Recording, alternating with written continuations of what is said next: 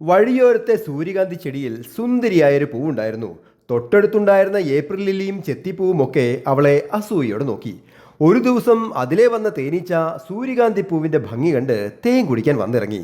വയറ് നിറയെ തേൻ കുടിച്ച് മത്തായി തേനീച്ച പറന്നു പോയപ്പോൾ സൂര്യകാന്തി പൂവിന് ആലസ്യം തോന്നിയെങ്കിലും അവളപ്പോൾ അറിഞ്ഞിരുന്നില്ല വരും ദിവസങ്ങൾ എത്ര വേദനാജനകമായിരിക്കുമെന്ന്. കുറച്ച് ദിവസങ്ങൾക്ക് ശേഷം അവൾ ക്ഷീണിതയായി കാണപ്പെട്ടു. അവളിൽ എന്തൊക്കെയോ മാറ്റങ്ങൾ കണ്ടു തുടങ്ങി. അവളുടെ വയറ് വീർത്തു വീർത്തു വന്നു. അയൽവാസി പൂക്കൾ അടക്കം പറഞ്ഞു, സൂര്യകാന്തി ഗർഭിണിയാണ്.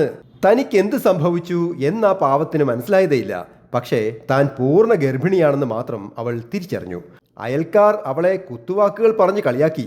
അവളുടെ അവിഹിത ഗർഭത്തിന് ഉത്തരവാദിയായിരുന്ന ചോദ്യം മാത്രം അവശേഷിച്ചു.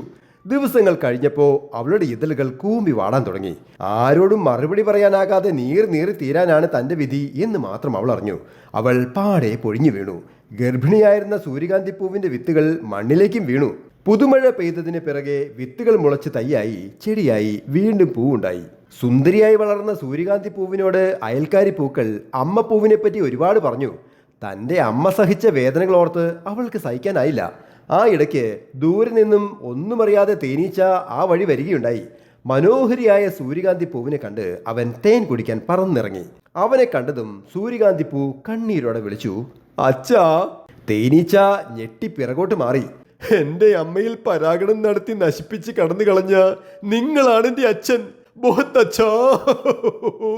തേനീച്ച വാ പൊളിച്ചിരുന്നു.